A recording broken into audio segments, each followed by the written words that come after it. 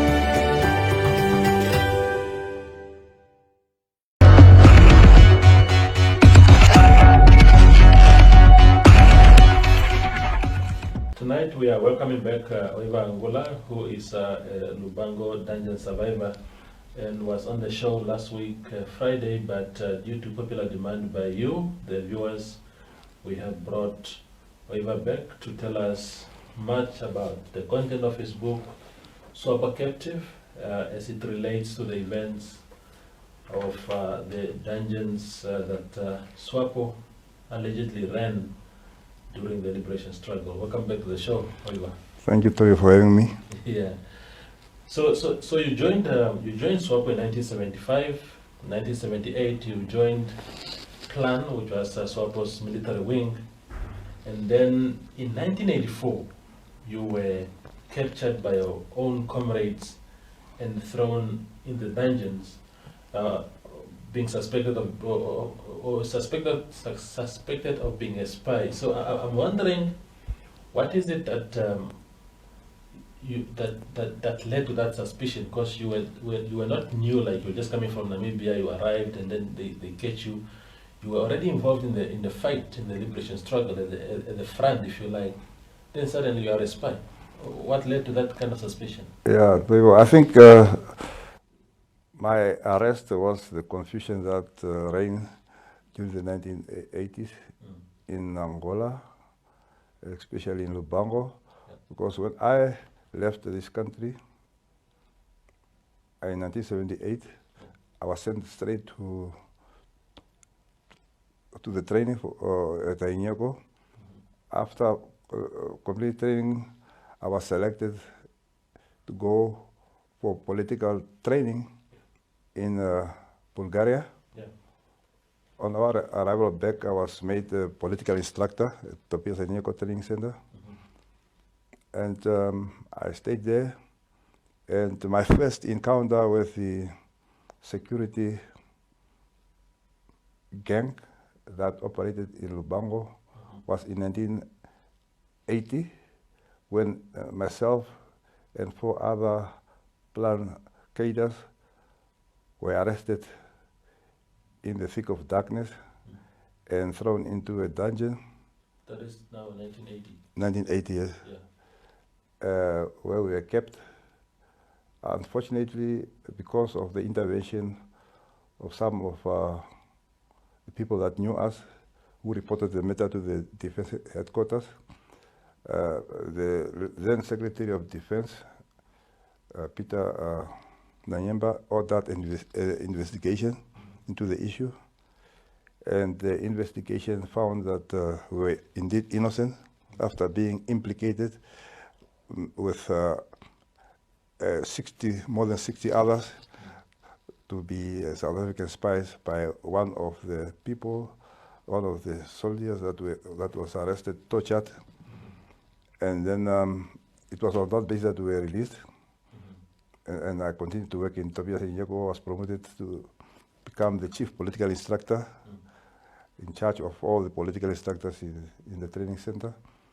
And then after that, I was again assigned with a group of other instructors to go and train FAPLA soldiers in the art of guerrilla warfare in the Kalukembe area in southern Angola, from where I was recalled to go to Hungary for training in journalism. On my arrival back, I started working for the Combatant newsletter, which was the mouthpiece of the People's Liberation Army of Namibia. And I worked there with a group of other plan cadres. And it so happened at the beginning of 1984 that the spy drama was at its height, that all of my colleagues in the editorial office were arrested and in the thick of darkness and taken to the dungeons. I remained alone in the office until one day when I was again arrested and taken to the dungeons, where I was subjected to brutal interrogations. I see. Now, Oiva, tell me, when you say, if I understand you correctly, in 1980, you are saying that the four of you, or the five of you were arrested on suspicion. Did you say that another person was interrogated and then he sort of confessed or related to his interrogators that no, it's not only me alone, there are others? Is that how the first incident happened? Yes, because at the end of a training session in 1980, we had to select a group of trainees who were good to become to join the ranks of the political instructors, as others would be sent to the front. So it happened that we selected one gentleman from Hobabes, whom we know as Ndlovu, and whom we met for the first time in the Nyoko Training Center, and we did not know him from elsewhere. And then one day, the man started showing some signs of mental disorder, and then we had to take him to the camp clinic. While at the camp clinic, the security guys snatched him away from there and took him to a place where they subjected him to interrogation and torture. And in the process, he was asked most probably, who are your contacts abroad? And then he mentioned a list of everyone that he met on his way to Hainyako from the border, the people that he know. He mentioned their names, and as a result, it was on that basis that we were now in Hainyako and we were taken for questioning. Indeed. So before your eventual capture in 1984, the dungeons already existed at that time, or were you sort of course you said the spying allegation started already around 1980 against yourself in particular. But did the dungeons exist prior to that, prior to 1984? Yeah, the dungeons were there, dotted around Lubango, and they were known because these places were people were prohibited to move in that direction where the dungeons are.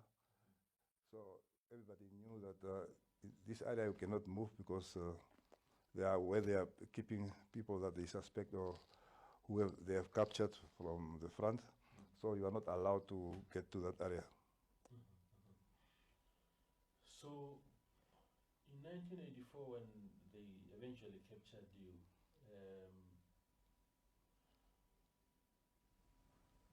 did you then? So then they take. Well, what was your first impression of the dungeons when you were taken there yourself? What did you find there? I could see that this place was a horrible place,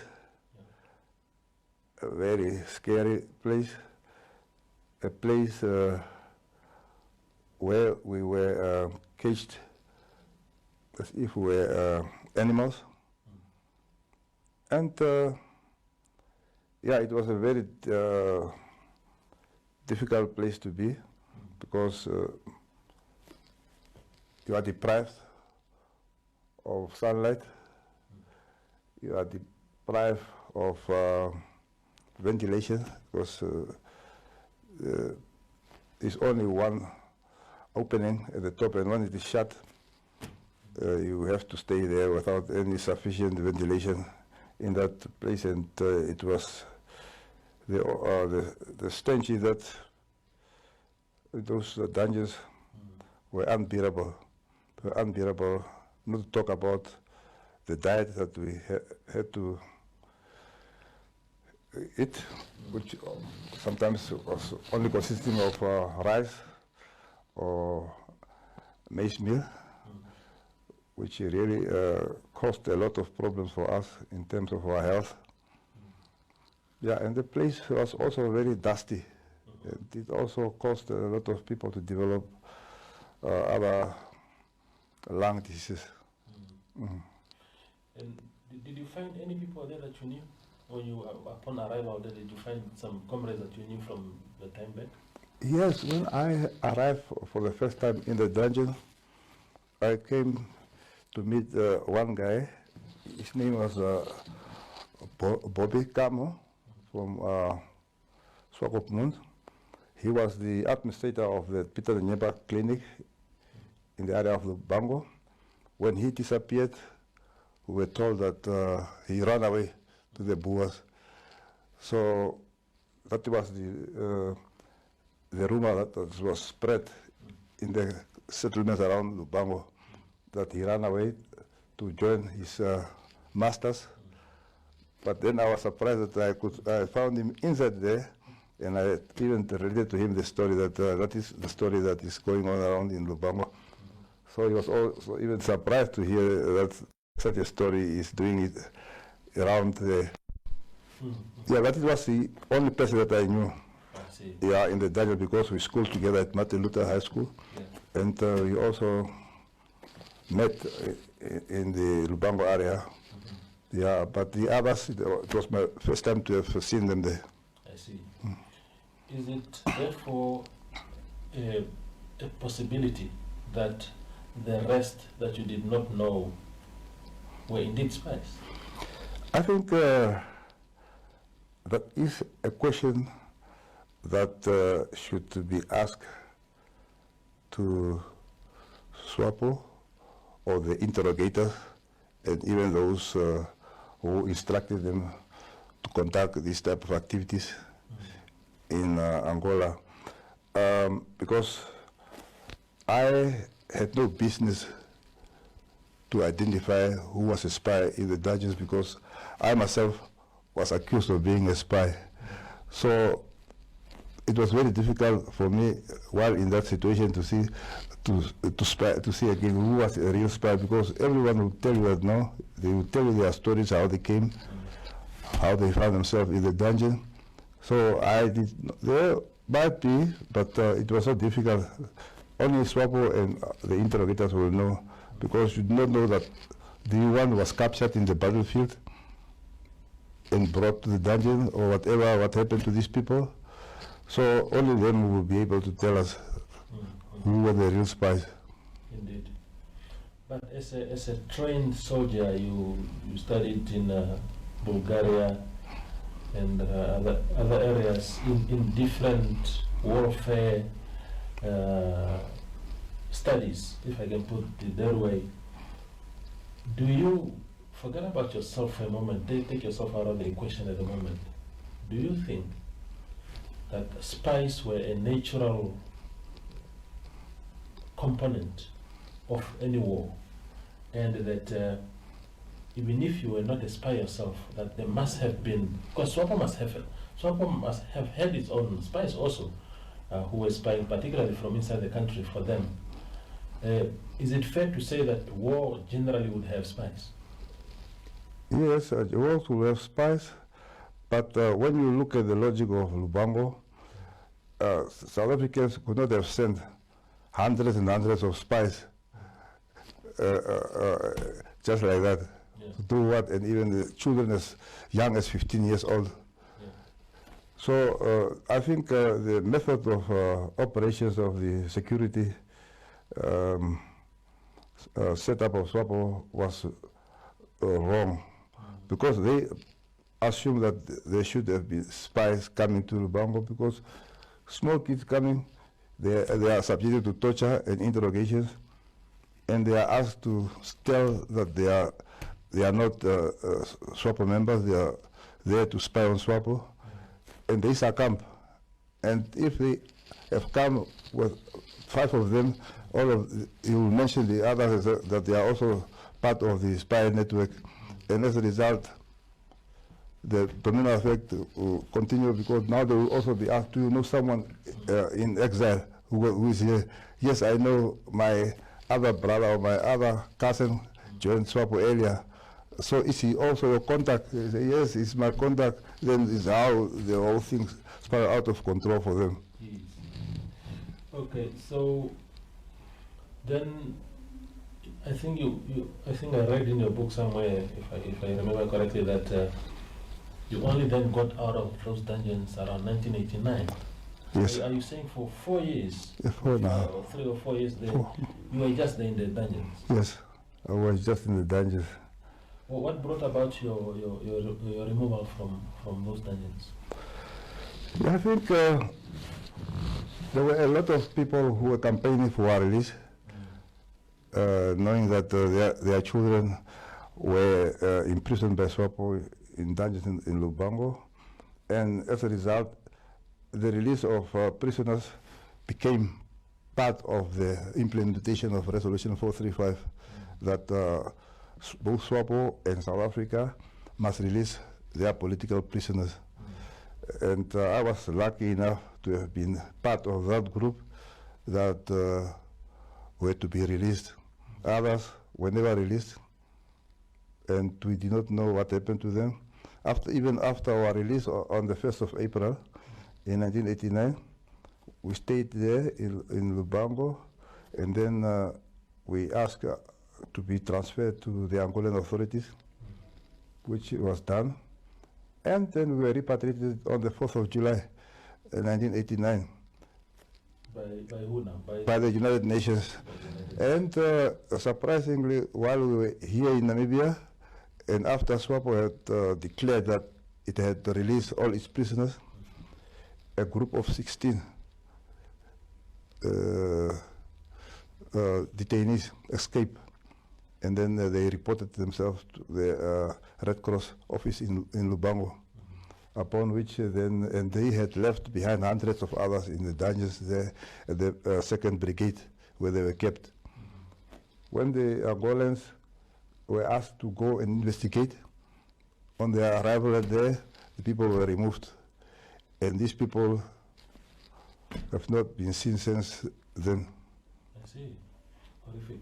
Now, so dungeons essentially were like jail. The term we use, that dungeons, because Malambo it's dug, it's holes or whatever you want to call, trenches of some sort, but essentially it was used as a prison. Yeah, it was used as a prison. That is the sense that I'm getting now. Okay. Now, one of the issues that you are raising is the manner in which the method of interrogation, that it was brutal, it was outside the confines of the internationally agreed conventions. But how is it that a lot of people in your group now in Namibia who were part of these tortured people, how do we establish? How do we handle this situation? Because obviously, if SWAPO was being spied on, that was going to derail their plans of liberating the country. But now it's their word against the words of those that they are accusing. What was the best way to sort of establish who was being truthful, what was the best way to deal with the spies in general? You see, SWAPO itself, due to its authoritarian way of leadership, had went through a lot of crises. From the 60s, you had the Congo crisis. It was the same problem. Okay, those ones were said to be dissidents because he not wanted to had problem with the leadership. And then you came to the Shatotwa concentration camp that SWAPO established to jail those young people who are demanding for a Congress and the democratization of the party itself. And then from there you had the other crisis that they call the Muyongo crisis, where people of the Caprivi thought that tribalism and regionalism was being practiced within the ranks of the movement, and so they were not satisfied until the 70s, when you had the 80s, where now the South Africans were really very serious with the war, that they organized a number of a series of incursions into southern Angola and tried to disturb the command structures of SWAPO, and everything was in disarray there. And people, and it was so illogical to suspect people, say a person in Lubango, saying that he is supplying information to the Boers. There was no cell phone, he does not have a walkie-talkie, he's just confined in a base there where he has been assigned to work, and then you say he's working with the Boers, and that is why the Boers are coming to kill SWAPO members on the battlefield. It was so illogical because people did not have any communication with the enemy, but they are being accused of giving information to the enemy. One case is of Basson. He was the chief of protocol at Defense Headquarters. One night he was taken to the front, tortured there, and then the commander in charge of security came to address us, telling us that he ran away to the enemy with maps. That is why the Boers are bombing us now. But whereas he's in jail, in the dungeon, and we came together with him, but they were telling the whole community there that he ran away with the maps. That is why the Boers came to bomb the headquarters. So such were the lives of these people. Sorry, I'm not laughing at the suffering. It's the line of argument that you said was presented to the community that I find. Yeah, that is why we are always saying that people do not understand what happened in Lubango. That is why we said, let us have an open discussion where because there are few survivors of the dungeons, there are also the perpetrators that are out there. Even the head of the security is still alive, Solomon Nawala. Let us have a public discussion. Let them come and explain how were they working, so that we also explain our experience there, so that at least the people can understand what actually transpired in Angola. That is actually what was going to be my next line of discussion, to say what exactly are your demands as that group today? What is it that must happen? As a group, what we say is that injustice was done to us, and it is for SWAPO to acknowledge that they have done something wrong in Angola. Because it is not only enough to say some were caught in the crossfire. We want to know who were caught in that crossfire and how. Because that stigma still remains that you are spies. And there is discrimination. Even some people could not get employment in government, like myself. I tried to apply, I went to interviews, I was a successful candidate, but the security will say, no, don't appoint that one. He was in Angola in the prison. So, and we need that dignity back, that we are real, who were there for the freedom of the country. And then they must also experience some remorse for what they have done to innocent Namibians. And I think if that happens, then automatically what will flow from there is that the victims will be able to forgive. And the process of healing will start And that is where the difficulty. That is where I see the difficulty, Oliver. Again, how do I tell as SWAPO? I'm putting myself in the shoes of SWAPO now. Again, I remove from the equation the method that was used to torture people and whatnot. But how do I know as SWAPO that Oiva was not a spy? How would I know that? Why must I apologize to Oiva when I don't know for sure whether he was not a spy? Yeah, but they told us that they have the information. Yeah. They have all the information about you. You know, even while we're in Namibia, we know you have the whole information in our hands. Just tell us what we want to know. Just tell us the real history of you working with the Boers. You say, I never worked with the Boers, but SWAPO is not stupid to arrest you. We have all the information. That is the information that we want them to give the nation so that people know that, oh, that's true. There were real spies in SWAPO. But that information they don't want to give. Okay, you say that the person was trained in the zoo park where they were shooting guns there.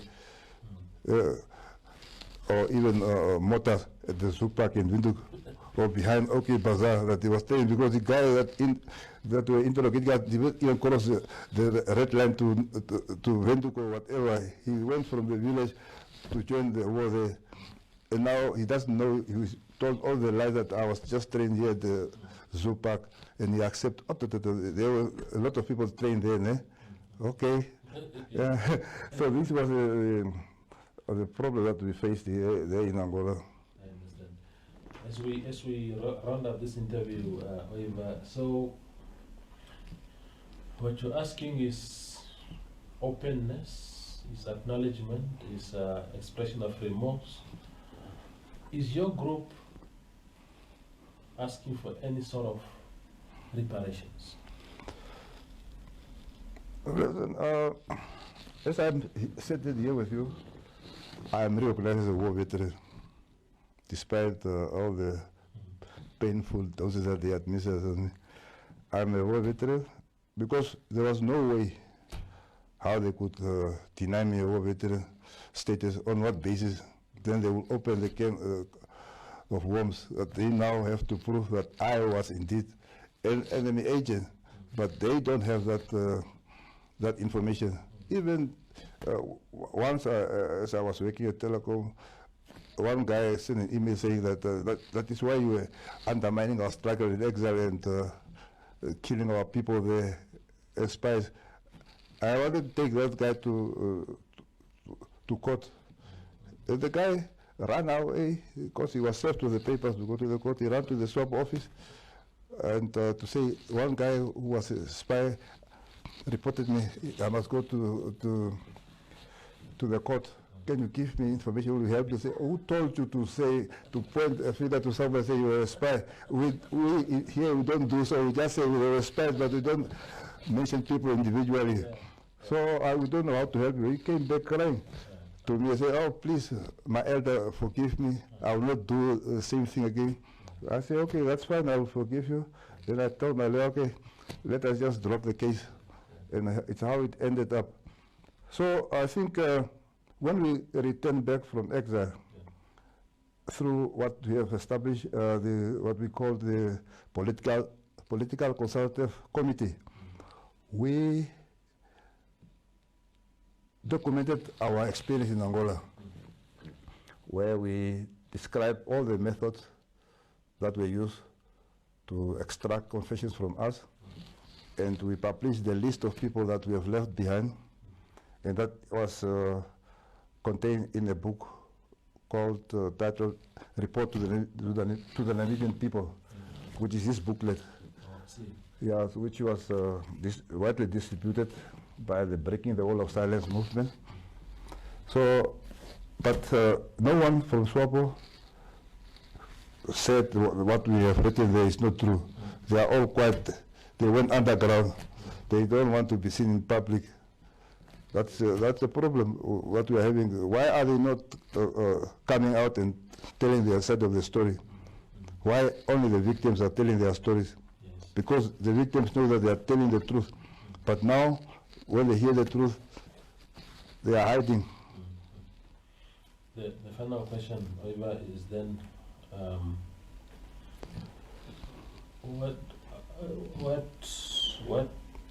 what provision and how amenable is your group to the plight of SWAPO spies who might have spied on the enemy at the time, got caught, got tortured also might be, but for some miraculous reasons maybe survived?